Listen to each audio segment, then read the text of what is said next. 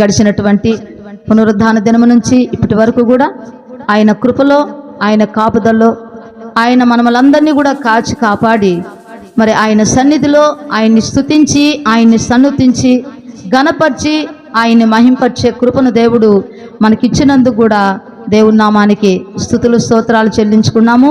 మరి దేవుని యొక్క వాక్యాన్ని మనం ధ్యానం చేసుకుని చుండగా దేవుడు మనకు సహాయం చేయలాగన, దేవుడు మనకు సమాధానం ఇచ్చేలాగన మనందరం కూడా దేవుని యొక్క వాక్యానికి అందరము ఆయుత్తం అవుదాము, అందరము సంసిద్ధం అవుదాము, అందరము కూడా చెవియొగ్గి దేవుని యొక్క మాటలు విని ఆ మాటల ప్రకారంగా నడుచుకోవాలని దేవుడు ఇష్టపడుతున్నాడు. మరి దేవునికి మనము ఏ యొక్క విషయాల్లో అవిధేయులుగా ఉన్నామో వాటన్నిటిని కూడా సరిచేసుకొని దేవుని యొక్క చిత్తానుసారంగా నడవటానికి దేవుడు మనకు సహాయం చేయాలా. అట్టి జ్ఞానమును, అట్టి హృదయాన్ని దేవుడు మనకివ్వాలా. మరి దేవుని యొక్క వాక్యములోనికి మనము వెళదాము. ఆ వాక్యములో ఉన్నటువంటి సత్యాన్ని మనం గ్రహిస్తాము. ఒక విషయాన్ని మరి అడుగుతున్నాను. గడిచినటువంటి వారములో దేవుడు మనతో చెప్పినటువంటి మాట, ఎంతమంది ఆ మాటను అర్థం చేసుకున్నారు, ఎంతమంది వాటిని గ్రహించి వాటి ప్రకారంగా నడుచుకున్నారు? గడిచినటువంటి వారంలో దేవుడు మనతో చెప్పినటువంటి మాట, గడిచినటువంటి వారంలో దేవుడు మనతో చెప్పినటువంటి మాట,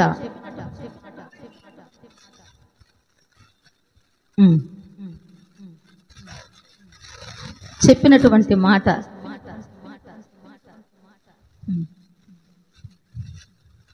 అసలు ఐక్యత కలిగి ఉండాలా. ఐక్యత లేనటువంటి పరిస్థితుల్లో మనము ఏవి మనల్ని ఏలుబడి చేస్తాయి? ఐక్యత ఉన్న చోట ఏముంటుంది, ఐక్యత లేని చోట ఏముంటుంది? ఐక్యత ఉన్న చోట ఎవరుంటారు, ఐక్యత లేని చోట ఎవరుంటారు? అర్థమైందా?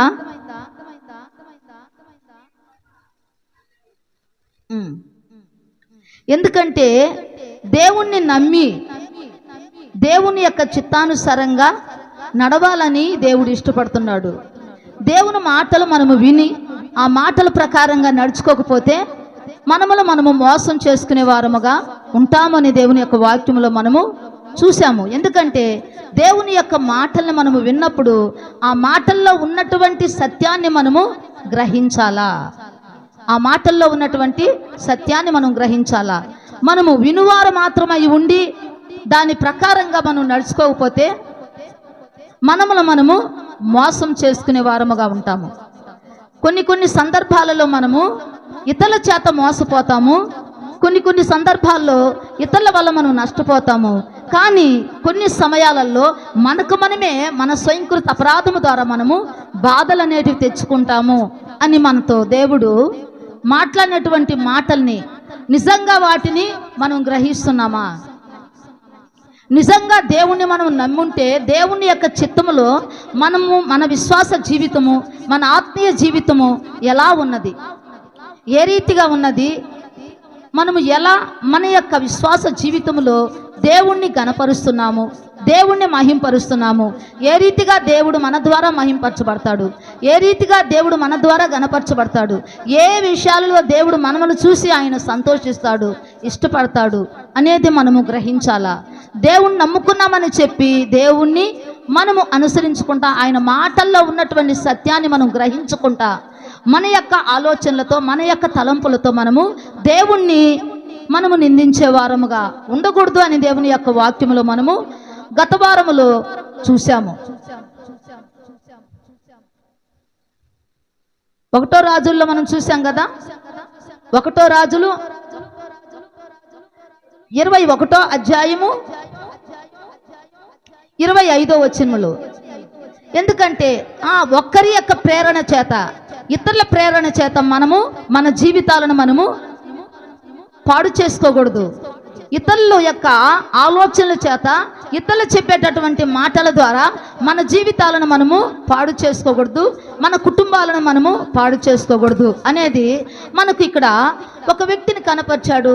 ఎందుకంటే ఆహాబు, ఆయన ఎవరి మాటల ద్వారా, ఎవరి యొక్క ప్రేరణ చేత తన జీవితాన్ని పాడు చేసుకున్నాడు, తన కుటుంబాన్ని పాడు చేసుకున్నాడు అన్నది మనం చూసినట్లయితే, తన భార్య అయినటువంటి యెజెబెల్ ప్రేరణ చేత యెహోవా దృష్టికి కీడు చేయ తనను తాను అమ్ముకున్నాడు.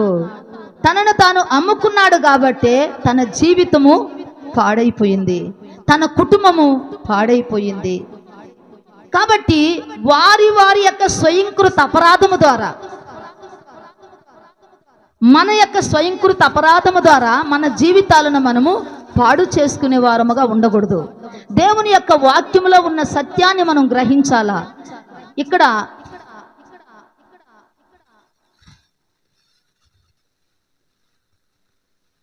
ద్రాక్ష తోటని ఇమ్మని అడిగాడు.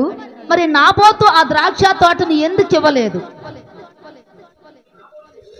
కాదమ్మా, నాబోతు ఎందుకు ఇవ్వలేదు? ఒక రాజుగారు వచ్చి ఆ యొక్క తోట నాకు కావాలా, అంతకంటే మించింది నేను నీకు ఇస్తాను అన్నప్పుడు నాబోతు ఎందుకు ఆ ద్రాక్ష తోటను ఆయనకు ఇవ్వలేదు? ఒక రాజు కదా, ఒక రాజు వచ్చి అడిగినప్పుడు ఆయన ఎందుకు తిరస్కరించాడు? ఇవ్వనని ఎందుకు చెప్పాడు? అంత ఖచ్చితంగా ఎందుకు చెప్పాడు? అది తన పిత్రాజితము కాబట్టి ఇవ్వనన్నాడు. ఎందుకంటే వాక్యము తెలిసినటువంటి వారు, వాక్యాన్ని ధ్యానించేటటువంటి వారు, వాక్యాన్ని ఎప్పుడూ కూడా తనలో ఆ వాక్యాన్ని తన హృదయానికి తీసుకొని ఆ వాక్య ప్రకారంగా జీవించినప్పుడు ఆ వాక్యంలో ఉన్న సత్యాన్ని మనము గ్రహించాలనే ఒక జ్ఞానాన్ని దేవుడు మనకు అనుగ్రహిస్తాడు. అదేవిధంగా నాబోతు ఎందుకు అన్నాడు ఆ మాట అంటే, లేయా కాండంలో 25వ అధ్యాయము 23వ వచనం చూడమ్మా. 25, 23.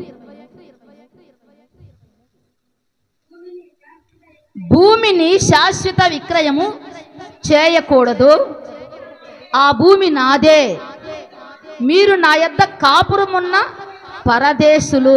ఎవరమంట మనము? ఆయన యొద్ద కాపురమున్నటువంటి పరదేశులము. అధిక బలము చేతను, చాచిన బాహు చేతను భూమిని, భూమిపైన ఉన్న నరులను, జంతువులను కలగజేసి ఎవరికిచ్చుట న్యాయమని ఆయనకు తోచును వారికిచ్చుచున్నటువంటి దేవుడు ఆయన. భూమి నాది అంటున్నాడు. ఈ భూమి పైన నివసించటానికి మనల్ని ఆయన ఏర్పరచుకున్నాడు.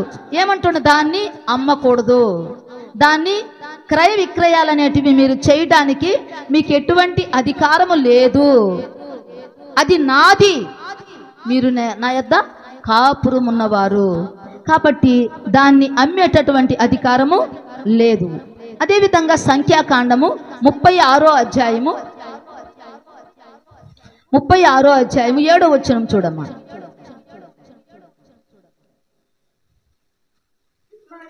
ఇశ్రాయేలు స్వాస్థ్యము ఒక గోత్రములో నుండి వేరొక గోత్రములోనికి పోకూడదు. ఇశ్రాయేలులో ప్రతి వాడును తన పితరుల గోత్ర స్థానమును, స్వాస్థ్యమును హత్తుకొని ఉండవలైన, దాన్ని ఏ విధంగా కూడా సరే దాన్ని విడిచిపెట్టేటటువంటి పరిస్థితి రాకూడదు. ఇది దేవుని చేత మోషే ద్వారా వ్రాయబడినటువంటి మాటలు, ఆయన ఇచ్చినటువంటి కట్టడలు, ఆయన ఇచ్చినటువంటి ఆజ్ఞలు, శాసనాలు, విధులు. మరి మోషే గారు మరి దేవుని ద్వారా తెలియపరుచుకున్నటువంటి మాటల్ని మరి ఇశ్రాయేలు ప్రజలకు తెలియజేస్తూ ఈ మాట అక్కడ రాయించాడు.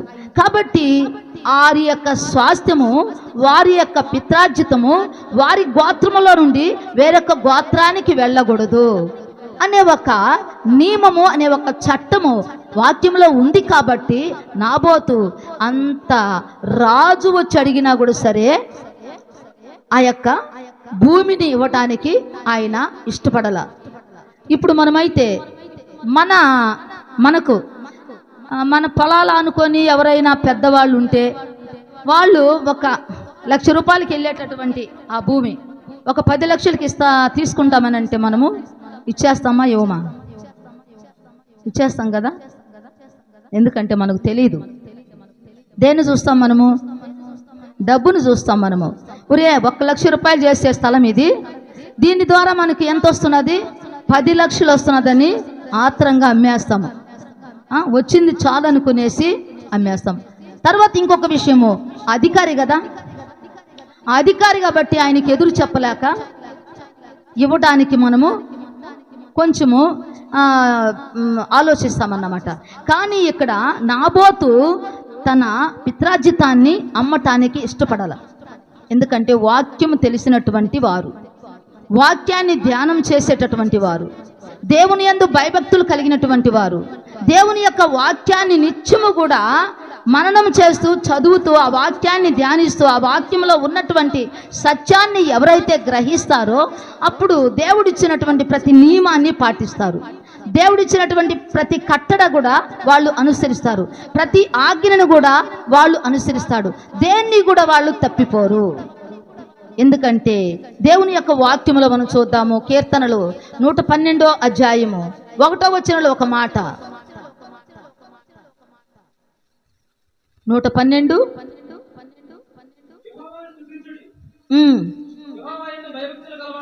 యెహోవాను స్తుతించుడి, యెహోవాయందు భయభక్తులు కలిగిన వాడు ఆయన ఆజ్ఞలను బట్టి అధికముగా ఆనందించువాడు ధన్యుడు. వాని సంతతి వారు భూమి మీద బలవంతులగుదురు, యథార్థవంతుల వంశము వారు దీవించబడుదురు. కలిమియు సంపదయు వాని ఇంట నుండును, వాని నీతి నిత్యము నిలుచున్న. దాంట్లో చదువుకుంటా పోతే ఇప్పుడు దేవుని యొక్క ఆజ్ఞలను ఎవరైతే పాటిస్తారో, ఎవరైతే ఆజ్ఞలందు ఆనందిస్తారో వారు బహుగా సంతోషిస్తారు. వారు సంతోషించి ఆనందిస్తారు. వారు ఏం చేస్తారంట? సంతోషించి ఆనందించువాడు ధన్యుడు. ఎవరు ధన్యులు?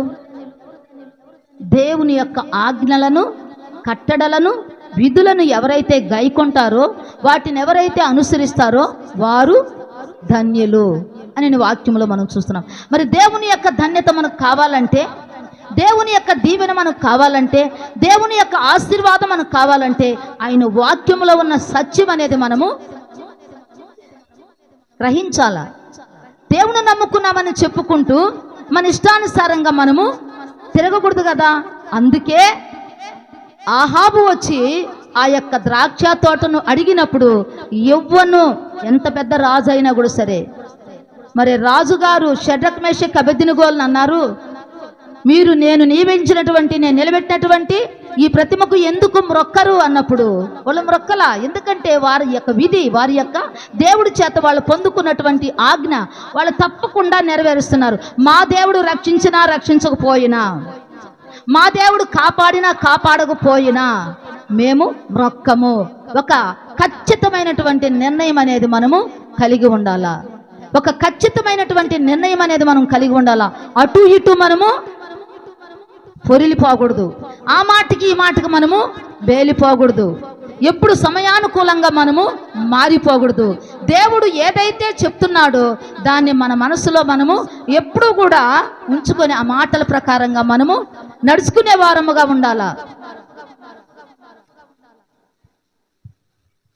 ఏందమ్మా తలుపుది?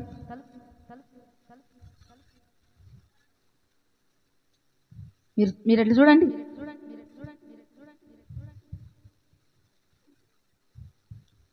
అందుకని దేవుని యొక్క మాటను ఆయన మేరల, తన పిత్రార్జితం అనేది ఇవ్వటానికి ఇష్టపడాల. ఎంత పెద్ద రాజైనా, వాళ్ళు ఎంత పెద్ద గనులైనా దేవుడు కంటే మించింది ఏమీ లేదు కదా. దేవుడు అందరికంటే అధికుడు, దేవుడు అందరికంటే అధికారి, దేవుడు అందరికంటే గొప్పవాడు. కాబట్టి అధిక బలము చేత, చాచిన బాపు చేత ఈ భూమిని కలగజేసిన వాడు, భూమి ఆకాశాలను కలగజేసిన వాడు. మరి అలాంటి దేవుడు చెప్పినటువంటి మాటను మనం ధిక్కరిస్తే దేవుని దగ్గర నుంచి మనకు పనిష్మెంట్ అనేది వస్తుందా రాదా? వస్తుంది. కాబట్టి దేవుని మాటలు మనము నెగ్లెక్ట్గా మనము వినకుండా ఉండకూడదు. ఆ మాటలు మనము తృణీకరించే వారముగా ఉండకూడదు. ఆ మాటల ప్రకారంగా మనము నడుచుకునే వారముగా ఉండాలి. ఆ మాటల ప్రకారంగా మనము జీవించే వారముగా ఉండాలి. ఇన్నువారు మట్టుగా ఉండి దాని ప్రకారంగా నడుచుకోకపోతే వారు ఎవరంట, వారిని వారు మోసం చేసుకునేటటువంటి వారుగా ఉంటారు. దేవుని యొక్క వాక్యాన్ని మనము వినాలా. అదేవిధంగా మరి మనము ఇంకొక విషయాన్ని చూద్దాము. అపోస్తల కార్యాలు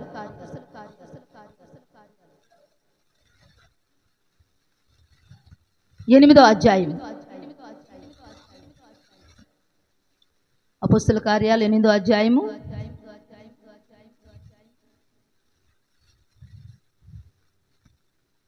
9వ వచనం చూడమ్మా. సీమోనను ఒక మనుషుడు లోగడ ఆ పట్టణములో గారడి చేయుచు తానెవడో ఒక గొప్పవాడనని చెప్పుకొనుచు సమరయ జనులను విభ్రాంతి పరచుచుండెను. కొద్దివాడు మొదలుకొని గొప్పవాని మట్టుకు అందరూ దేవుని మహాశక్తి అనబడిన వాడు ఇతడే అని చెప్పుకొనుచు అతని లక్ష్య పెట్టిరి. అతడు బహుకాలము గారడీలు చేయుచు వారిని విభ్రాంతి పరిచినందున వారు అతని లక్ష్య పెట్టిరి.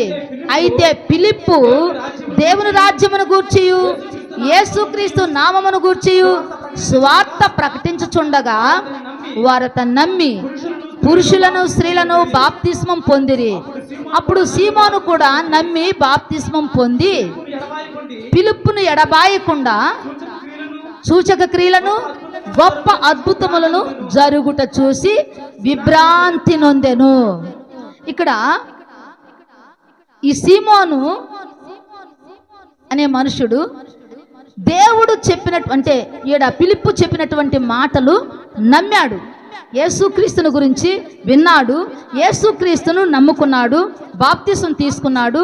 మరి వారితో ఉంటూ వారు చేసేటటువంటి ఆ కార్యాలన్నీ కూడా చూస్తూ విభ్రాంతి అంటే ఆశ్చర్యపడుతూ ఉండేవాడు అన్నమాట. మరి అంతలేకే మరి కొంచెం కిందకు వద్దామమ్మా. మనము 21 చూడమ్మా. నీ హృదయము దేవుని ఎదుట సరి అయినది కాదు గనుక ఈ కార్యమందు నీకు పాలు పంపులు లేవు. ఎందుకన్నాడు ఇప్పుడు మాట? ఇక్కడ దేవుని నమ్ముకున్నాడు, బాప్తిసం తీసుకున్నాడు. దేవుడు మాటలు చెప్పేటటువంటి బిడ్డలతో కూడా ఉండేటప్పుడు మరి ఇక్కడికి వచ్చే కలిగే మరి ఇక్కడ బాప్తిసం ఇచ్చినటువంటి ఆయన ఏమంటున్నాడు? నీ హృదయము దేవుని ఎదుట సరి అయినదిగా నాకు కనబడలేదు అన్నాడు. ఎందుకంటున్నాడు ఆ మాట? ఎందుకంటున్నాడంటే పైన మనము చూద్దాం. అప్పుడు పేతురును యోహానును వారి మీద చేతులుంచగా వారు పరిశుద్ధాత్మను పొందిరి. అపోస్తలులు చేతులుంచటం వలన పరిశుద్ధాత్మ అనుగ్రహింపబడినని సీమోను చూసి వారి ఎదుట ద్రవ్యము పెట్టి నేను ఎవరి మీద చేతులుంచుదునో వాడు పరిశుద్ధాత్మను పొందునట్లు ఈ అధికారం నాకు ఇయ్యుడని అడిగెను. బాప్తిసం తీసుకున్నాడు, యేసుక్రీస్తు నిజమైన దేవుడని నమ్మినాడు. మరి దేవుని యొక్క నామములో బాప్తిసం పొందుకున్నాడు, దేవుని బిడ్డలతో ఉన్నాడు, దేవుని యొక్క సూచక్రియలు చూస్తున్నాడు, అద్భుతాలు చూస్తున్నాడు, ఆశ్చర్య కార్యాలు చూస్తున్నాడు. అయినా కూడా సరే ఇక్కడ ఏం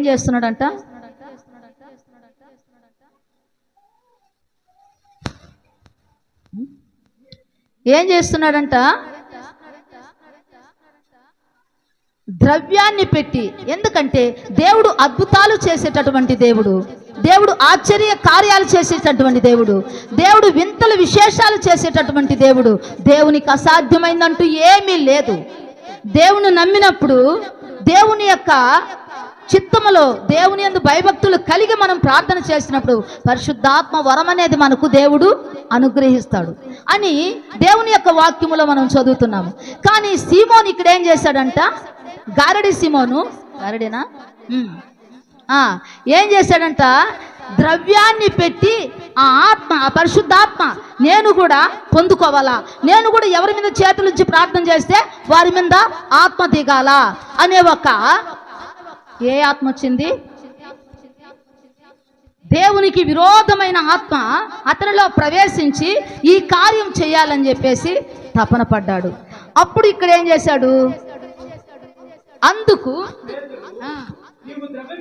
నీవు ద్రవ్యమిట్టి దేవుని వరమును సంపాదించుకోవాలని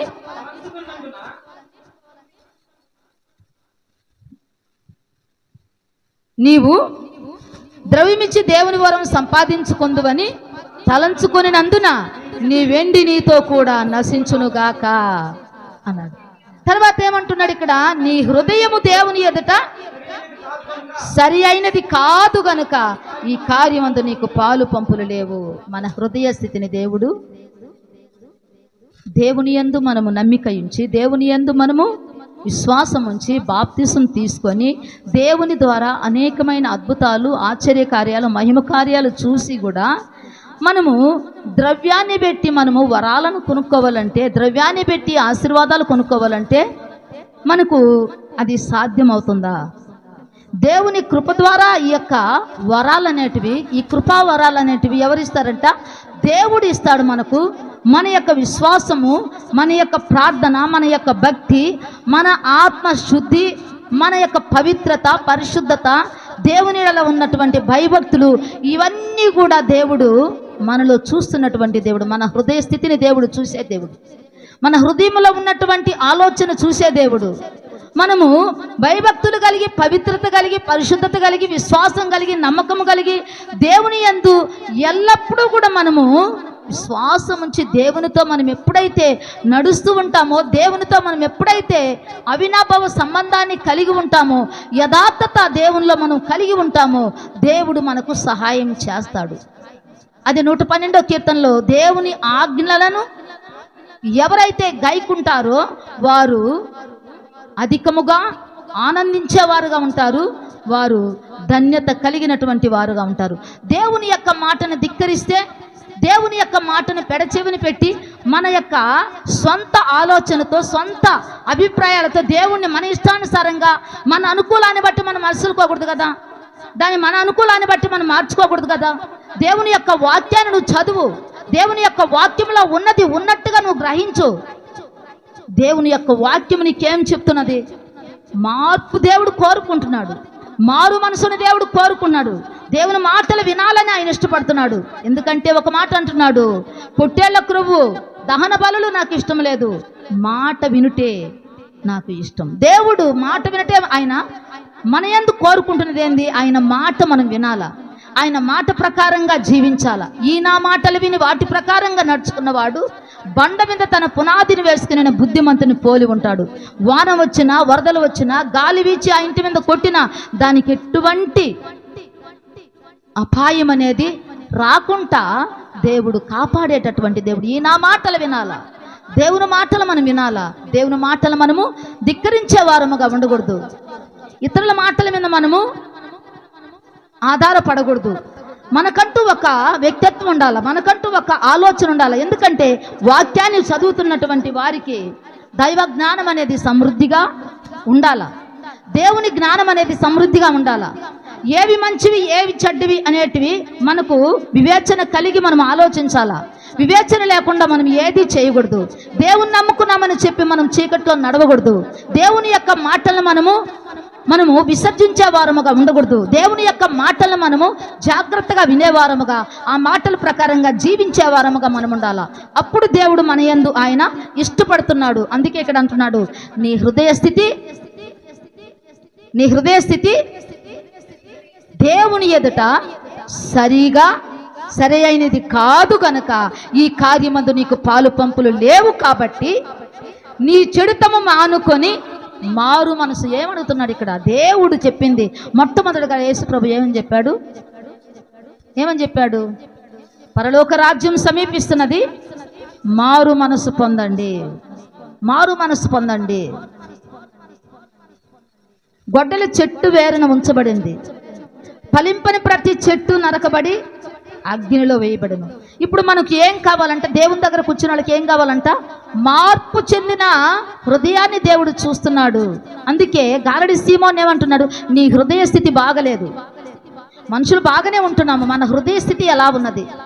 అది ఎబ్రీ పత్రికలో మనం చూద్దాము. ఎబ్రీ పత్రిక 3వ అధ్యాయము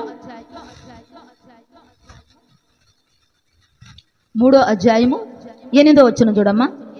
నేడు మీరు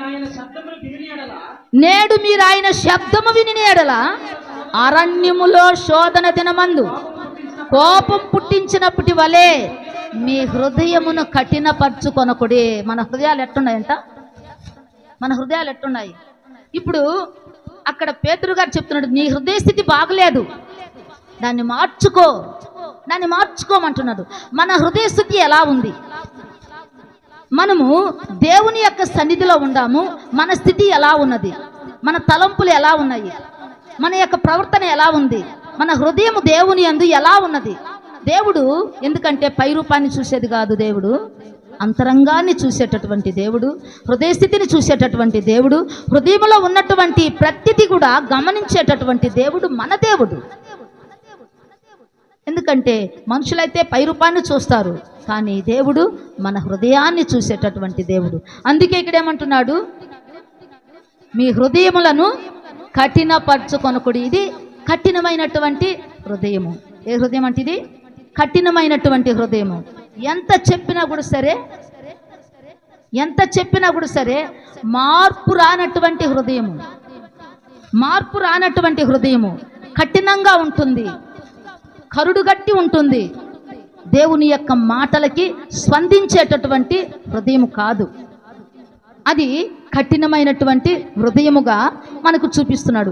అదేవిధంగా 10వ వచనం చూడు. కావున నేను ఆ తరము వారి వలన విసిగి మీరెల్లప్పుడూ తమ హృదయాలోచనలలో తప్పిపోవచ్చున్నారు. తప్పిపోయినటువంటి హృదయము, దేవుని యొక్క మాటలు వినకుండా దేవుని యొక్క మాటల నుంచి తప్పించుకున్నటువంటి హృదయము, దేవుని మాటలను ఆ హృదయంలోనికి తీసుకోకుండా పక్కకి నెట్టుకున్నటువంటి హృదయము, అది తప్పించుకున్నటువంటి హృదయం. అదేవిధంగా 12వ వచనం చూడమ్మా.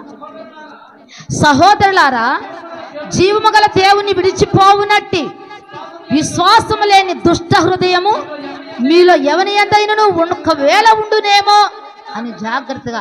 ఏ హృదయం అంటే ఇది? దుష్ట హృదయం. ఎన్ని హృదయాలు ఉన్నాయి చూడండి అమ్మ మన జీవితంలో. దేవుడు గమనించేటటువంటి మన జీవితాలలో, మన బ్రతుకుల్లో, మన యొక్క విశ్వాస జీవితంలో మన స్థితిగతులని, మన పరిస్థితులని అన్నీ కూడా దేవుడు అబ్జర్వ్ చేస్తూ ఉంటాడు. అన్నిటిని కూడా ఆయన గమనిస్తూ ఉంటాడు. అందుకని అంటున్నాడు, విశ్వాసం లేని దుష్ట హృదయం మీలో ఎవని ఎందైనను ఒకవేళ ఉండునేమో అని జాగ్రత్తగా చూసుకోనండి అన్నాడు. జాగ్రత్తగా చూసుకోనండి అన్నాడు. అదే 4:12. ఎందుకనగా దేవుని వాక్యము సజీవమై బలమగలదై రెండంచులు గల ఎటువంటి ఖడ్గము కంటెను వాడిగా ఉండి ప్రాణాత్మలను, కీళ్లను, మూలుగును విభజించున మట్టుకు దూరుచు హృదయం యొక్క తలంపులను, ఆలోచనలను శోధించేటటువంటి హృదయం. శోధించాలా? ప్రతిదాన్ని, మంచిని చెడ్డని శోధించుకొని చూడాలా, పరిశీలించుకొని చూడాలా, పరిశోధించుకొని చూడాలా. అట్టి హృదయము, పరిశోధించే హృదయం, శోధించుకునే హృదయం మనకు కావాలా. మనలో కఠినమైన హృదయం మనకు ఉండకూడదు. తప్పిపోయేటటువంటి హృదయం మనలో ఉండకూడదు. దుష్ట హృదయము, విశ్వాసము లేనటువంటి దుష్ట హృదయము మనలో ఉండకూడదు. మనలో ఏముండాలంట? శోధించుకునేటటువంటి, మంచిని చెడ్డని వేరే చేసుకోవాలా, వాటిని తనిఖీ చేయాలా, వాటిని తర్కించాలా. మనము ఏ రీతిలో ఉండాము, మన హృదయ స్థితి ఎలా ఉన్నదో, మన పరిస్థితి, మన ఆలోచన విధానం ఎలా ఉన్నదో, మన ఆలోచన స్థితి ఎలా ఉన్నదో మనం ఒక్కసారి మనము పరిశీలించుకునేటటువంటి వారముగా మనం ఉండాలా. అదే ఇక్కడేమన్నాడు, శోధించబడేటటువంటి హృదయం. మనమే వాక్యములో శోధించుకోవాలా. వాక్యములోనే, ఇకెక్కడా కూడా దాన్ని మనం కనిపెట్టుకోలేం, కానీ వాక్యములోనే మన హృదయ స్థితి ఎలా ఉన్నది అనేది మనము గమనించుకోవాలా. మనం గమనించుకున్నప్పుడు అప్పుడు మనకు మన హృదయ స్థితి ఎలా ఉన్నదో తెలియబడుతుంది. అదేవిధంగా 10:22 చూడమ్మా. 10:22 మనస్సాక్షికి కల్ముషం తోసకుండినట్లు ప్రోక్షింపబడిన హృదయం. గలవారమును నిర్మలమైన ఉదకముతో స్నానం చేసిన శరీరము గలవారమును అయ్యుండి విశ్వాస విషయములో సంపూర్ణ నిశ్చయత కలిగి యథార్థమైన హృదయముతో మనము దేవుని సన్నిధానమునకు చేరుదుము. ఇక్కడ ఏం చెప్తుంది? మనస్సాక్షికి కల్మషం తోసకుండినట్లు ప్రోక్షింపబడిన హృదయములో. యేసుక్రీస్తు రక్తము ద్వారా ప్రోక్షింపబడాలి మన హృదయాలు. ఆయన రక్తము ద్వారా కడగబడాలి మన హృదయాలు. ఆయన రక్తము ద్వారా శుద్ధి చేయబడాలి మన హృదయాలు. ఆయన రక్తము ద్వారా పరిశుద్ధం చేయబడాలి మన హృదయాలు. అదే ప్రోక్షింపబడినటువంటి హృదయము. ప్రోక్షింపబడినటువంటి హృదయము. అదేవిధంగా ఇంకొక హృదయం ఏంది? వాక్యము చేత, అంటే ఉదక స్నానం. ఈ ఉదకం అంటే ఏంది? ఉదకం అంటే నీరు. ఈడేమంటున్నాడు? మనస్సాక్షికి కల్మషం తోసకుండినట్లు ప్రోక్షింపబడిన హృదయములు గలవారమును నిర్మలమైన ఉదకముతో. నిర్మలమైన ఉదకముతో అంటే నిర్మలమైన ఉదకముతో. నిర్మలమైన ఉదకముతో 19వ అధ్యాయం చూడమ్మ, కీర్తనలు ఉట్టి 19.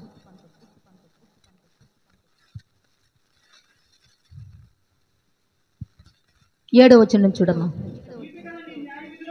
యెహోవా నియమించిన ధర్మశాస్త్రం యథార్థమైనది, అది ప్రాణమును తెప్పరిల్ల చేయును. యెహోవా శాసనము నమ్మదగినది, అది బుద్ధిహీనులకు జ్ఞానం పుట్టించును. యెహోవా ఉపదేశములు నిర్దోషమైనవి, అవి హృదయమును సంతోషపరచును. యెహోవా ఏర్పరిచిన ధర్మము నిర్మలమైనది, అది కన్నులకు వెలిగిచ్చును. యెహోవా యందైన భయము పవిత్రమైనది, అది నిత్యము నిలుచును. యెహోవా న్యాయ విధులు సత్యమైనవి, అవి కేవలము న్యాయమైనవి. ఇక్కడ ఏమంటుంది? ఆయన వాక్యము నిర్మలమైనదంట. ఏమైందమ్మా?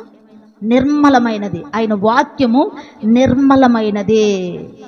నిర్మలమైన మనసు, ఎటువంటి అరమరికలు లేనటువంటిది, ఎటువంటి తప్పిదము లేనటువంటిది, ఎటువంటి పొరపాటు లేనటువంటిది, ఎటువంటి పాపం లేనటువంటిది, నిష్కల్మషమైనటువంటి నిర్మలమైనటువంటి వాక్యముతో నువ్వు ఉదక స్నానం చేసుకోవాలా. వాక్యాన్ని నువ్వు తీసుకోవాలా నీ జీవితంలోనికి. ఆ వాక్యాన్ని నువ్వు ఎప్పుడైతే తీసుకుంటావో ఆ వాక్యమే నిన్ను శుద్ధి చేస్తుంది, పరిశుద్ధం చేస్తుంది. నీలో ఉన్న చెడుగునంతటిని కూడా తీసేస్తుంది. నీలో ఉన్న మలినాన్నంతటిని కూడా కడిగేస్తుంది. నీలో ఉన్న మస్టునంతటిని కడిగేస్తుంది. ఎందుకంటే మన నీతి ఆయన దృష్టికి మురికి గుడ్డను పోలి ఉన్నది. మనము నీతిమంతులం అనుకుంటాము, మనం యథార్థపరులం అనుకుంటాము, మనం భక్తిపరులం అనుకుంటాము, మనం విశ్వాసపరులం అనుకుంటాము, మనకు మనం అనుకుంటాము. కానీ మన గురించి సాక్ష్యం చెప్పాల్సింది దేవుడు. మన గురించి సాక్ష్యం చెప్పాల్సింది ఇతరులు. మన యొక్క జీవిత విధానం, మన ప్రవర్తన విధానం, మన మాటల విధానం, మన నడవడిక విధానము మరి చూసినటువంటి వారు మన గురించి సాక్ష్యం చెప్పాల్సినటువంటి వారు. యేసుక్రీస్తుని గురించి ఎవరు సాక్ష్యం చెప్పారు? ఎవరు చెప్పారమ్మా? యేసుక్రీస్తుని గురించి ఎవరు సాక్ష్యం చెప్పారు? యోహాను గారు. యేసుక్రీస్తుని గురించి ఎవరు సాక్ష్యం చెప్పారు? తండ్రి, ఈయన నా ప్రియకుమారుడు, ఈయన యందు నేను ఆనందిస్తున్నాను. తండ్రి సాక్ష్యం చెప్పాడు, యోహాను సాక్ష్యం చెప్పారు. తర్వాత అందరూ కూడా ఆయన గురించి, ఎప్పుడైతే ఆయన సిలువలో మరణించాడో అప్పుడు ఆయన మీద లేచిన వారు కూడా ఆయన గురించి, ఈయన నిజంగా నీతిమంతుడు, ఈయన నిజంగా నీతిపరుడు అని చెప్పారు. ఈయన నిజంగా దైవ కుమారుడు, ఈయన నిజంగా దేవుని కుమారుడు అని చెప్పి దయ్యాలతో కూడా సాక్ష్యం చెప్పారు. తండ్రి సాక్ష్యము, యోహాను గారి సాక్ష్యము, శిష్యుల సాక్ష్యము, అక్కడ దయ్యాలు పట్టినటువంటి వారి సాక్ష్యము, అందరూ ఆయన బాధించినటువంటి వారి యొక్క సాక్ష్యము, అందరి దగ్గర సాక్ష్యం పొందుకున్నాడు యేసు ప్రభువు. ఈరోజు మనము ఎంతమంది మన గురించి చెప్పుకుంటున్నారు? ఈరోజు ఎంతమంది మన గురించి సాక్ష్యం ఇస్తున్నారు? మన ఆత్మీయ జీవితాన్ని, మన విశ్వాస జీవితాన్ని ఎంతమంది మరి పొగుడుతున్నారు, ఎంతమంది మనల్ని మెచ్చుకుంటున్నారు? వారు నిజంగా క్రైస్తవులు, నిజంగా వారు విశ్వాసులు, నిజంగా వారు దేవుణ్ణి నమ్మినటువంటి బిడ్డలు.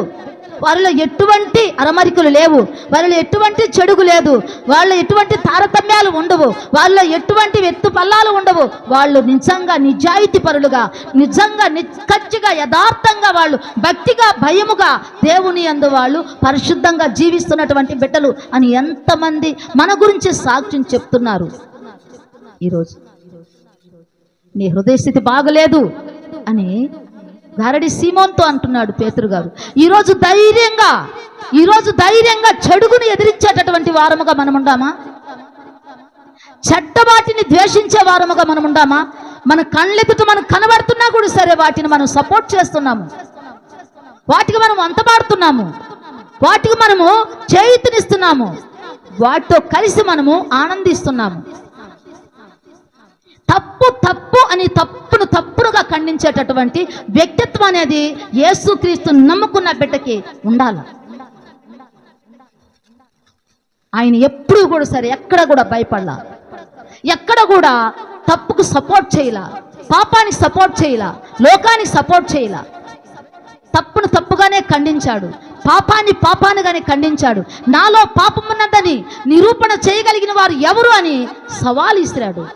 మరి అట్టి దేవుణ్ణి, రోషము కలిగినటువంటి దేవుణ్ణి, నీతి కలిగినటువంటి దేవుణ్ణి, పరిశుద్ధత కలిగినటువంటి దేవుణ్ణి మనం నమ్ముకొని మరి మనం ఏ రీతిగా దేవుని యందు సాక్షిగా ఉండాము, ఏ రీతిగా దేవుని యందు మార్పు కలిగి ఉండాము, ఏ రీతిగా దేవుని యందు మారు మనసు కలిగి అనేకులకు యేసుక్రీస్తుని మనం చూపించగలుగుతున్నాము.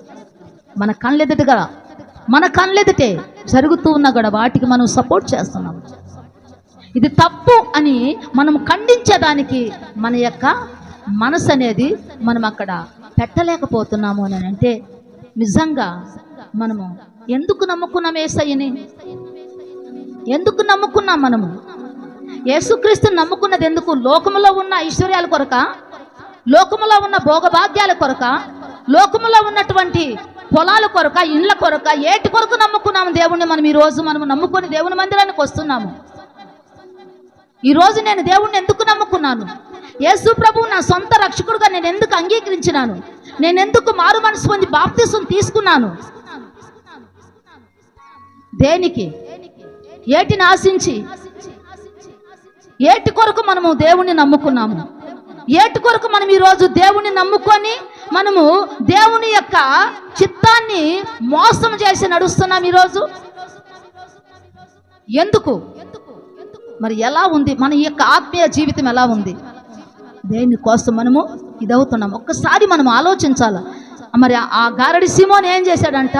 ఆ ద్రవ్యాన్ని ఇచ్చి ఆ వరాన్ని కొనుక్కోవాలని చూశాడంట. అందుకే తప్పును అక్కడ సపోర్ట్ చేయాల. రానాయన నీ దగ్గర డబ్బులు తీసుకొని నేను ఈ వరాన్ని ఇస్తానని వాళ్ళు డబ్బులు తీసుకోలేదు. ఆ డబ్బులు తీసుకొని ఆ వరాన్ని ఇవ్వలేదు, కొనుక్కోలేదు. ఆ డబ్బు పెట్టి వరాన్ని కొనుక్కోలేదు, ఆ డబ్బు తీసుకుని వరాన్ని ఇవ్వలేదు. ఇది దేవుని దగ్గరకు వచ్చినట్టు, ఈ దేవుడి దగ్గర నుంచి వచ్చేటటువంటి కృపా వరము. ఆయన దగ్గర కృప సమృద్ధిగా ఉంది, ఆయన దగ్గర దీవెన సమృద్ధిగా ఉంది, ఆయన దగ్గర ఆశీర్వాదం సమృద్ధిగా ఉంది. ఆయన దగ్గర లేనిదంటూ ఏమీ లేదు. ఆయన ధనాగారంలో అన్నీ ఉన్నాయి, ఆయన అన్నీ ఇవ్వగలిగిన వాడు.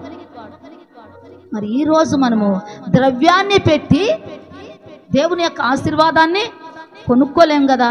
మరి అలాంటప్పుడు మన హృదయ స్థితి ఎలా ఉన్నది? మార్పు పొందినటువంటి మనసులతో దేవుని యొక్క సన్నిధిలో ఉంటున్నామా? మార్పు లేకుండానే దేవుని నమ్ముకొని మేము కూడా మారు మనసు కలిగినటువంటి దేవుని బిడ్డలమని నటిస్తున్నామా? నటన ఎంతకాలమో కొనసాగదు, ఎంతకాలమో కొనసాగదు. కాకి పావురంలాగా అనుకున్నదంట. పావురంలాగా ఉండాలనుకుంటే పావురం అయితే తెల్లగా ఉంటుంది కదా, కాకి ఎలా ఉంటుందంట? నల్లగా ఉంటుంది కాకి. మరి పావురంలాగా నేను ఉండాలా అనుకునంట వాళ్ళంతా కూడా ఏం పూసుకున్నదంట? తెల్లటి రంగు వేసుకునేసిందంట. బాగా దట్టంగా తెల్ల రంగు పూసుకునేసి పోయి పావురాల్లోకి వెళ్ళి పావురాయిలతో కలిసి అది కూడా కేకలు వేసుకుంటుంది. బాగా వర్షం వచ్చేసింది, మెండుగా వర్షం వచ్చేసింది. వేసుకున్న రంగంతా వెలిసిపోయింది. అమ్మగారి యొక్క రంగంతా బయటపడిపోయింది. ఏముంది ఇంకా? వేసుకున్న రంగు పోయింది, అసలు రంగు బయటకు వచ్చింది. మరి ఈరోజు మనం దేని కొరకు దేవుని నమ్ముకున్నాము? ఏ రంగు వేసుకొని మనం నడుస్తున్నాము? ఏ రంగును పూసుకొని మనము విశ్వాసులుగా చలామణి అవుతున్నాము? విశ్వాసులుగా నటిస్తున్నాము? కాకి వెళ్ళి పావురంలాగా ఉండాలని ఆ రంగు పులుముకొని వెళ్ళినప్పుడు ఆ వర్షానికి అంతా వెలిసిపోయింది. ఒక్కరోజు మన నటన బయటపడుతుంది. ఒకరోజు మన నటన బయటపడుతుంది. ఆ నటన బయటపడ్డప్పుడు మన స్థితి ఎలా ఉంటుందో ఒక్కసారి మనము ఆలోచించుకోవాలి. ఆ నటన బయటపడ్డప్పుడు ఎంతకాలం సాగుదు నటించేటటువంటి జీవితం? ఎంతకాలం విశ్వాసిగా నటిస్తాము? ఎంతకాలం క్రైస్తవులుగా నటిస్తాము?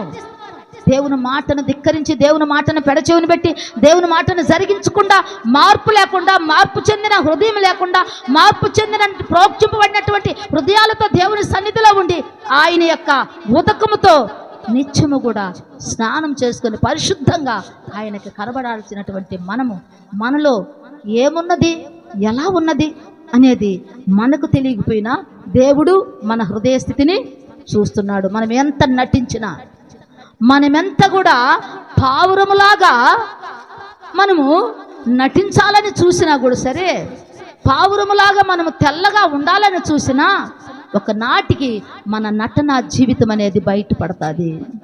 ఎప్పుడు కూడా సరే దేవుణ్ణి నమ్ముకున్నటువంటి బిడ్డలు యథార్థంగా ఉండాలి. దేవుణ్ణి నమ్ముకున్న బిడ్డలు విశ్వాసంతో ఉండాలి. దేవుణ్ణి నమ్ముకున్న బిడ్డలు పరిశుద్ధంగా ఉండాలి. దేవుణ్ణి నమ్ముకున్న బిడ్డలు పవిత్రత కలిగి ఉండాలి. దేవుణ్ణి నమ్ముకున్న బిడ్డలు పవిత్రమైన జీవితాన్ని కలిగి, దేవుని యందు భయభక్తులు కలిగి, నేరము లేని భక్తితో, లోపము లేని భక్తితో దేవుని యందు యథార్థవంతులుగా ఎప్పుడైతే ఉంటామో, యథార్థవంతుని యొక్క నివాసాన్ని, యథార్థవంతుని యొక్క ప్రార్థన ఆయన ఆలకించేటటువంటి దేవుడుగా, యథార్థవంతుని యొక్క గుడారాన్ని ఆయన దీవించేటటువంటి దేవుడుగా మనము ఆయన్ని చూస్తున్నాము. మనం ఆయన్ని చూస్తున్నాము. అదే ఏమంటుంది ఇక్కడ వాక్యము? మీరు నిర్మలమైన ఉదకముతో స్నానము చేసిన శరీరములు గలవారునై ఉండి విశ్వాస విషయంలో సంపూర్ణ నిశ్చయత కలిగి యథార్థమైన హృదయంతో మనము దేవుడి సన్నిధానమునకు చేరుదాము. దేవుని యొక్క సన్నిధిలో ఎలా ఉండాలంట? మన హృదయములు యథార్థంగా ఉండాలంట. యథార్థంగా ఉండాలి. అదే 124 కీర్తనలు 124 చూడమ్మా.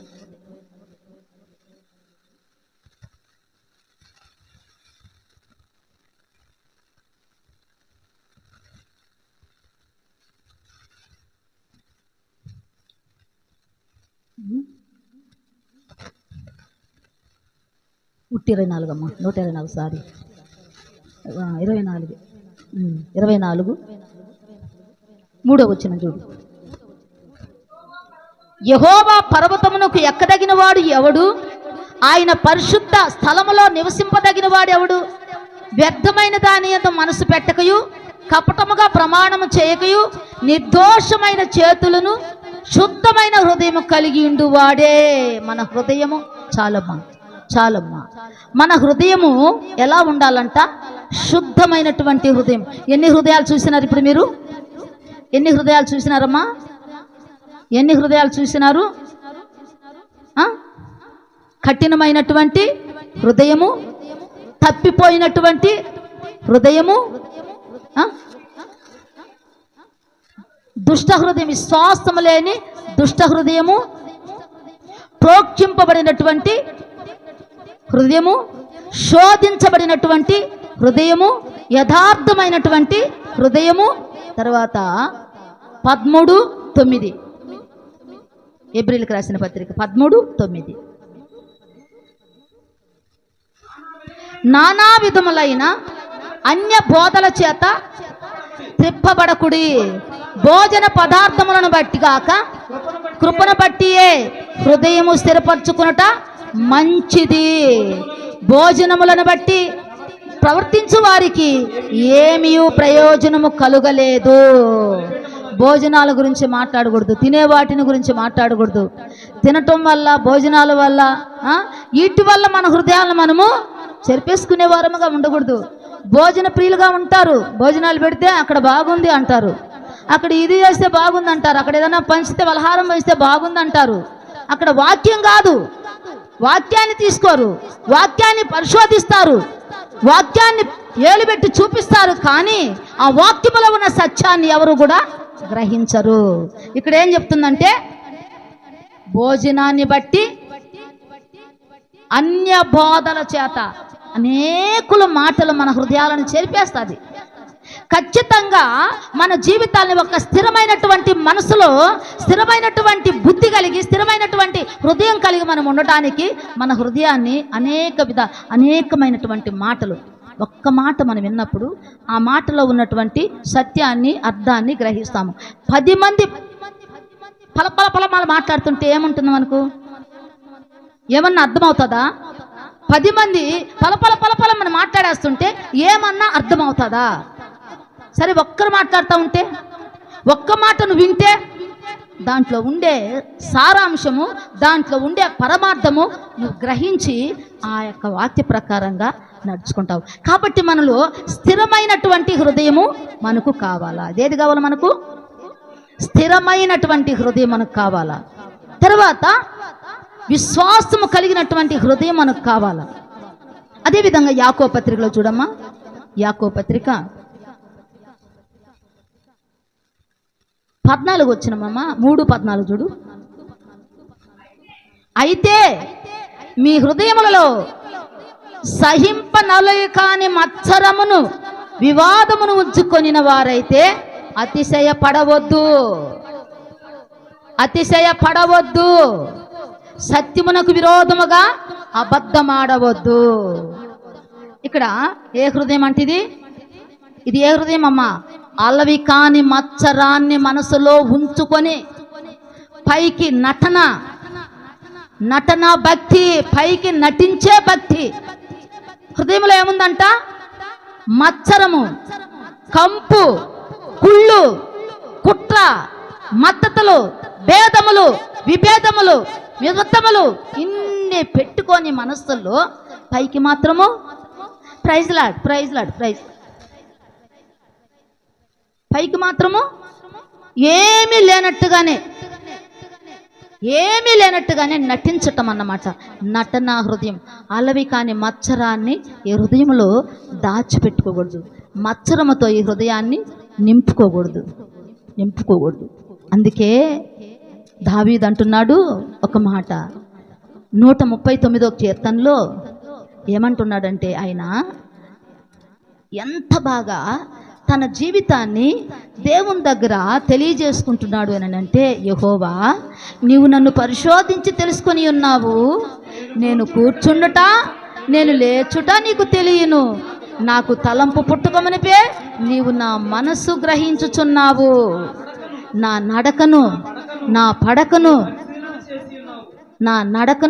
పడకను నీవు పరిశీలన చేసి ఉన్నాము, నా చర్యలన్నిటి నువ్వు బాగుగా తెలుసుకొని ఉన్నావు.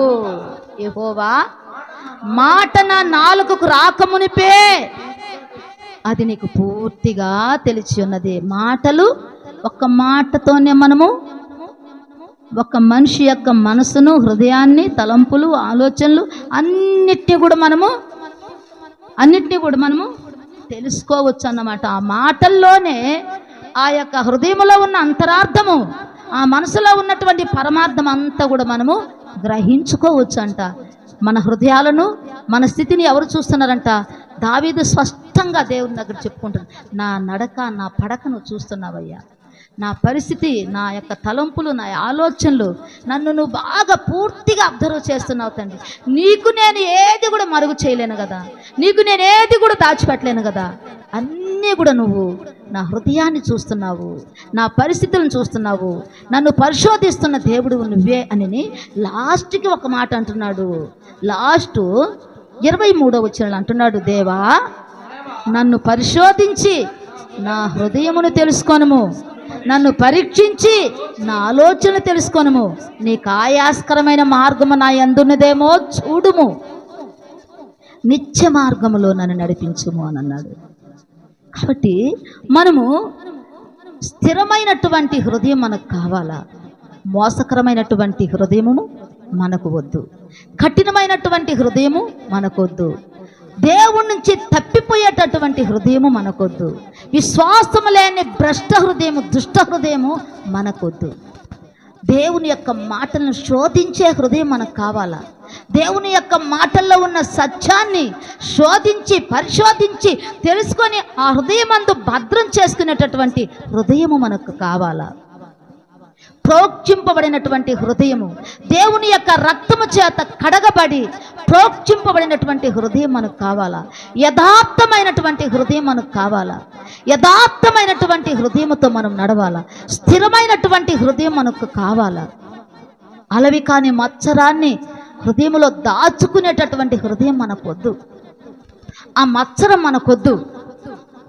ఆ యొక్క విభేదాలు మనకొద్దు. ఎక్కడైతే అనైక్యత ఉంటుందో ఇక్కడ ఏముంటుందంట? మత్సరము. ఎక్కడైతే అనైక్యత ఉంటుందో అలవి కాని మత్సరము అక్కడ దాగి ఉంటుందంట. ఎక్కడుంటుందమ్మా? అలవి కాని మత్సరం ఎక్కడుంటుందంటే ఎక్కడైతే ఐక్యత లేకుండా ఉంటుందో, ఎక్కడైతే అనైక్యత ఉంటుందో, ఐక్యత ఉన్న చోట ఆశీర్వాదం ఉంటుంది. ఐక్యత ఉన్న చోట జీవం ఉంటుంది. ఐక్యత ఉన్న చోట దేవుడు ఉంటాడు. దేవుడు అక్కడ ఉంటాడే కానీ అనైక్యత ఉన్న చోట అపవాది ఉంటాడన్నమాట. అపవాది కార్యాలన్నీ కూడా మనలో కనబడుతున్నప్పుడు మనముగా మన హృదయాలను దావీదన్నట్లుగా నా హృదయాన్ని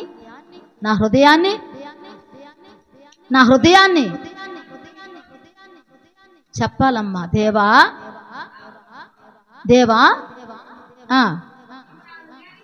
నీవు నా హృదయాన్ని పరిశోధించి తెలుసుకొని ఉన్నావు. నేను కూర్చుండుట లేచుట నీకు తెలియను. అదే లాస్ట్ ఏమన్నాడు? దేవా నా హృదయాన్ని తెలుసుకోమంటున్నాడు. పరీక్షించి నా ఆలోచనలు తెలుసుకొని, నీకు విరోధంగా నేను ఆలోచన చేస్తున్నానా? నీకు ఆయాస్కరమైన ఆలోచన నాలో ఉందా? నీకు వ్యతిరేకమైన ఆలోచన నాలో ఉందా? నీకు వ్యతిరేకంగా నేను ఆలోచిస్తున్నానా? వ్యతిరేకమైన మనసుతో నేను ఉంటున్నానా? వ్యతిరేకమైన బుద్ధితో నేను ఉంటున్నానా? వ్యతిరేకమైనటువంటి మనస్తత్వంతో నేను ఉంటున్నానా? నీ సన్నిధిలో నా హృదయ స్థితి ఎలా ఉన్నది?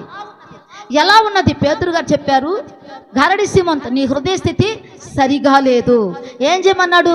నీ హృదయ స్థితి సరిగా లేనప్పుడు ఏం చేయమన్నాడు? ఈ కార్యంలో నీకు పాలు పంపులు లేదు అన్నాడు.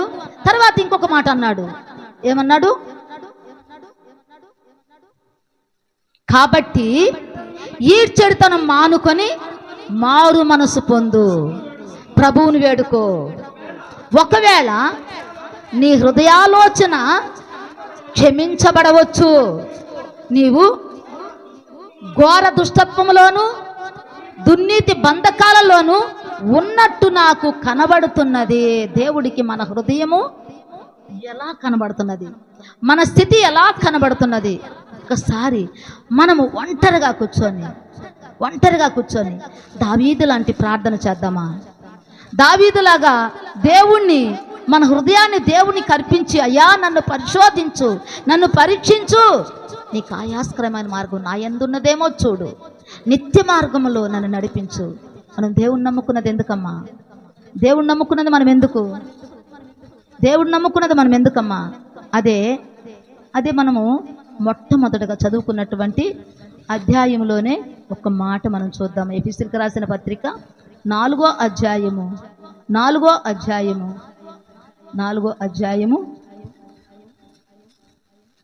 వచనం చూడమ్మా.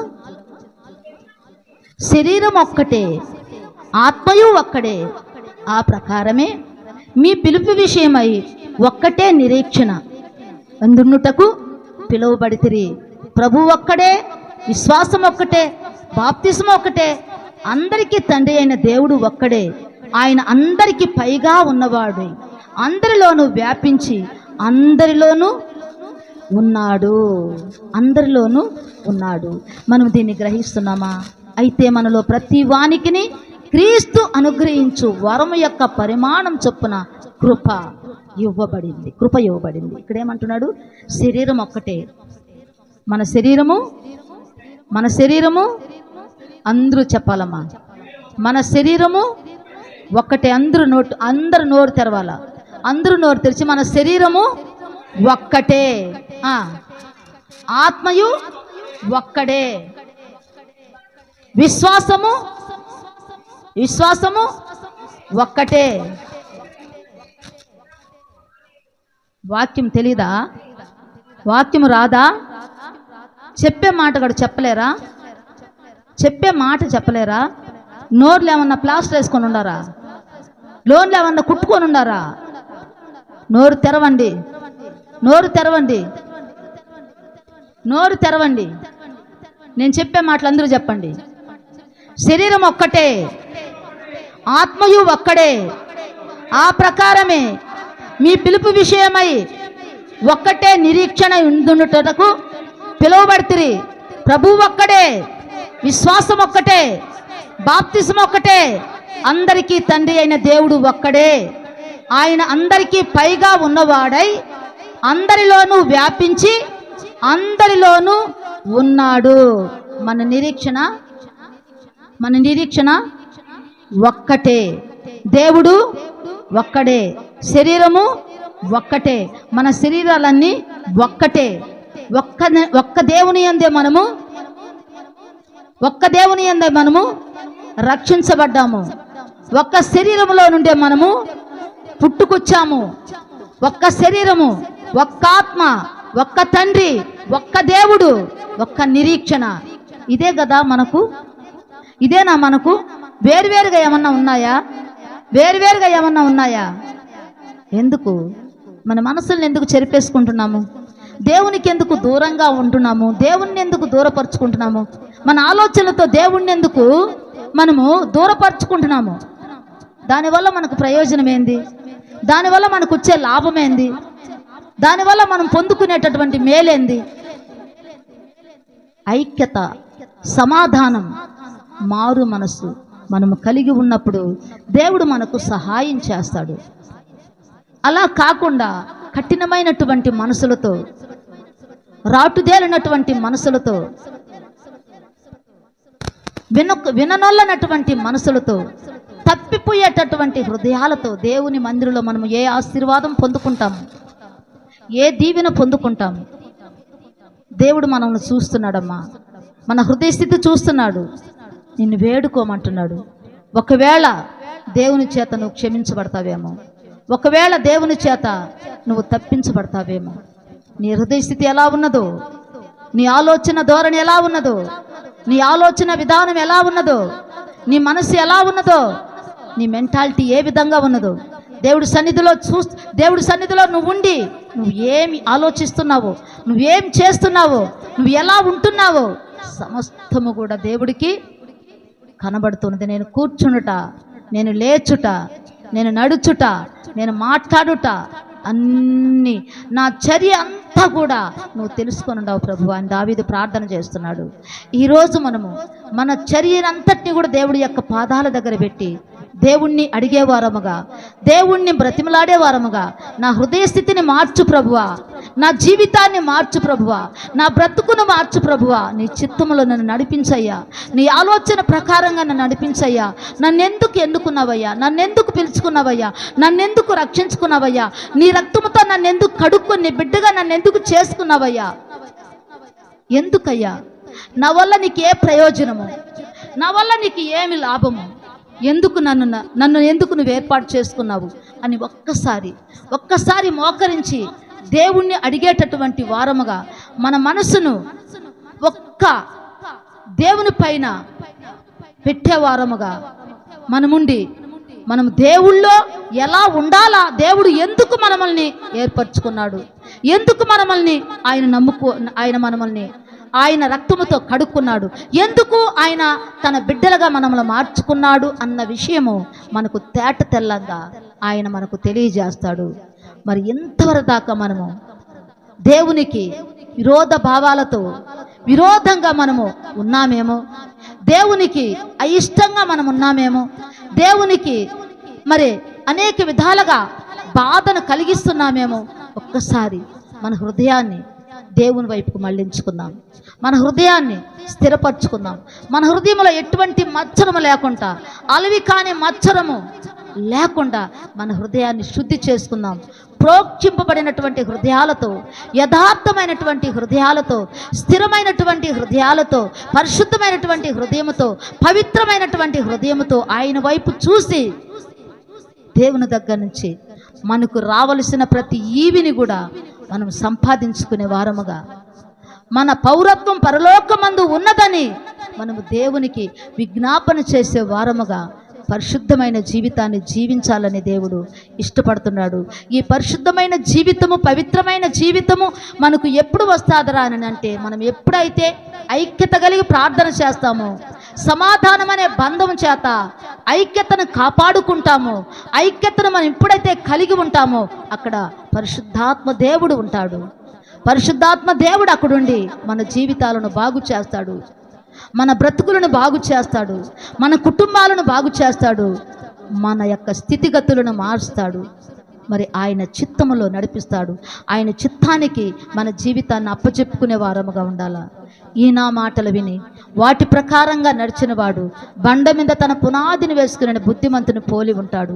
వాన వచ్చినా, వరదలు వచ్చినా, గాలి వీచి ఆ ఇంటి మీద కొట్టినా దానికి ఎటువంటి చేటు అనేది రాకుండా అది స్థిరంగా నిలకడగా దేవునిలో అది కొనసాగేటటువంటి కృప కలిగి ఉంటుంది. అదేవిధంగా మనము దేవుని మాటలు విన్నప్పుడు దేవుని యొక్క చిత్తములో, ఆయన రక్షణలో, ఆయన కృపలో వర్ధిల్లే వారముగా, ఆయన కృపలో మనల్ని ఆయన నడిపించే దేవుడుగా మనకుండాడు. ఆయన రాజ్యం మనకు కావాలా? మనం నమ్ముకున్నది పరలోక రాజ్యానికి వెళ్ళడానికే.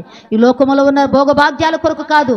యేసు క్రీస్తుతో కూడా నేను ఉండాలా, ఆయన కుడి పార్శ్వమందు నేను ఉండాలా అని అంటే ఇవన్నీ కూడా మనం కలిగి ఉంటేనే, పరిశుద్ధమైన జీవితాన్ని మనం ఎప్పుడైతే కలిగి ఉంటామో, పవిత్రమైన జీవితాన్ని మనం ఎప్పుడైతే కలిగి ఉంటామో, విశ్వాసముతో దేవుణ్ణి ఎప్పుడైతే అనుకుంటామో, విశ్వాసముతో దేవుణ్ణి ఎప్పుడైతే చూస్తామో, ఆయన వైపు చూసినప్పుడు మనకు ఆ కృప అనేది కలగతాది. ఆయన వైపు చూసినప్పుడు మనకు ఎటువంటి తారతమ్యాలు, ఎటువంటి భేదాలు మనకు ఎక్కడా కూడా కనబడకుండా అందరిలో కూడా మనకు దేవుడు కనబడతాడు. అందరిలో ఉన్నాడు ఆయన, అందరిలో ఉన్నవాడు, నీలో నాలో మనందరిలో ఉన్నటువంటి వాడు. ఒక్క శరీరము, ఒక్క ఆత్మ, ఒక్క దేవుడు, ఒక్క నిరీక్షణ. పరలోక రాజ్యం చేరటమే మన నిరీక్షణ, పరలోకమే మన నిరీక్షణ. దేవుడే మన ఆధారము, దేవుడే మనకు ఆధారభూతుడు. ఆయనే మనందరిలో ఉన్నటువంటి వాడు. నీలో కనబడుతున్నాడు, నాలో కనబడుతున్నాడు, అందరిలో. ఆ కళ్ళతో చూసినప్పుడు, దేవుని కళ్ళతో చూసినప్పుడు అందరిలో ఆయన కనబడుతున్నాడు, అందరిలో ఆయన ఉన్నాడు. ఏ మనుషుడు తృణీకరింపబడిన మనిషి కాదు, ఏ మనుషుడు కూడా నెట్టివేయబడిన మనిషి కాదు. అందరూ కావాలా, అందరినీ ఆయన కోరుకున్నాడు. అందరూ ఆయనకి ఇష్టమైనటువంటి బిడ్డలే. ఏ బిడ్డని కూడా మనము తృణీకరించకూడదు, ఏ బిడ్డని కూడా మనం తోలనాడకూడదు, ఏ బిడ్డని కూడా మనము ఏ విధంగా కూడా చెడ్డవాడుగా చిత్రీకరించకూడదు. అందరిలో దేవుడు ఉన్నాడు, అందరితో దేవుడు ఉన్నాడు. అందరి మార్పు కొరకు మనం ప్రార్థన చేసేవారముగా ఉండాలా, అందరి ఎదుగుదల కొరకు మనం ప్రార్థన చేసేవారముగా ఉండాలా, అందరి బుద్ధి మారటానికి మనం ప్రార్థన చేసేవారముగా ఉండాలా, అందరి జీవితాలు పరిశుద్ధముగా ఉండటానికి మనం ప్రార్థన చేసేవారముగా ఉండాలా. ఎవరిని గురించి నొచ్చుకోకూడదు, ఎవరిని గురించి మనము చెడ్డగా మనం తలంచకూడదు. ఎందుకంటే చెడ్డవారిని చూసిన వ్యసన పడొద్దు అన్నది వాక్యం. చెడ్డవారిని చూసి వ్యసన పడకూడదు, వారిని గురించి ప్రార్థన చేయి. ప్రార్థనే మనం చేయాల్సింది, ప్రార్థనే.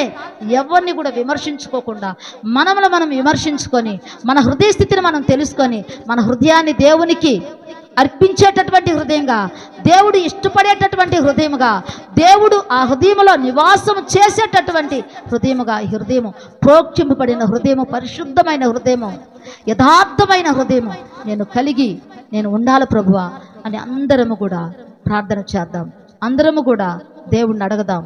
ఎవరిని కూడా మనం ఏ విధంగా కూడా దూషణలు అనేటివి ఆడకూడదు, దేశాలు అనేటివి కలిగి ఉండకూడదు. అందరినీ సహోదర భావంతో, అందరూ కూడా మనకు సహోదరులు, సహోదరాలు, సహోదర ప్రేమ నిలవరంగా ఉంచమన్నాడు. ప్రేమ కలిగి ఉండటానికి ప్రయాసపడమన్నాడు.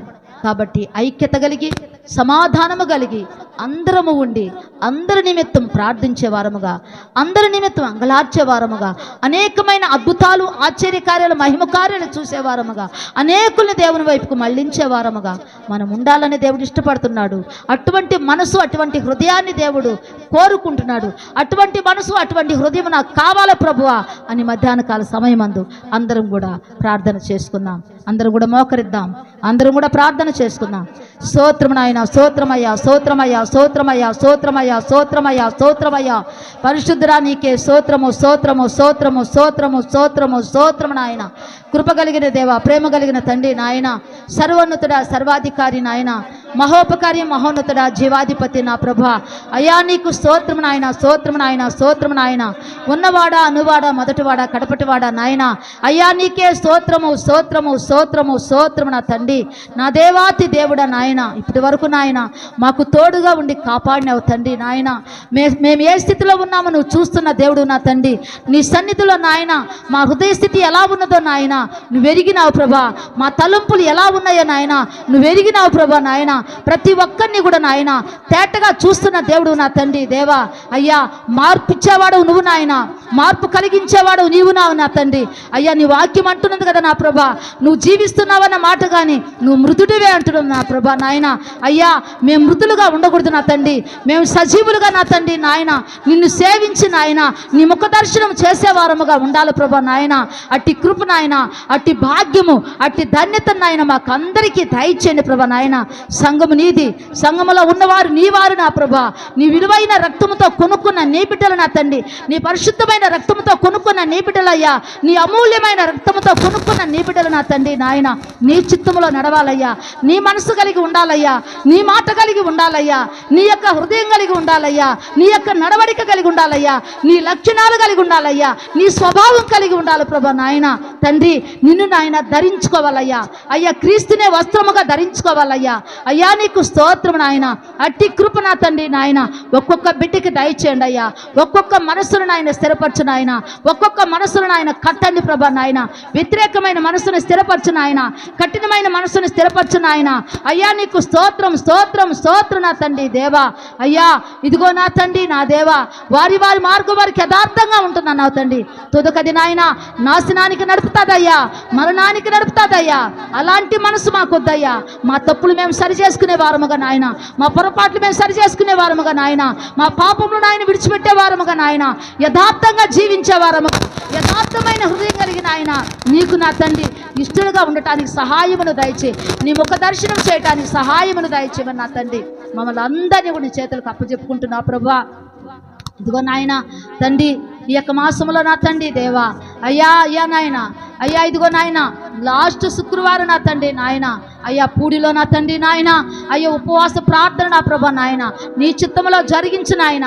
అదేవిధంగా నాయన ఆల్ నైట్ ప్రేయర్ నా తండ్రి నాయన ఇక్కడ నా తండ్రి నాయన మీ కృపతో జరిగించిన ప్రభా. అందరినీ ఆయుత్తపరచు నాయన, అందరినీ సిద్ధపరచు నాయన, అందరినీ కూడా నాయన ప్రేరేపించిన ఆయన.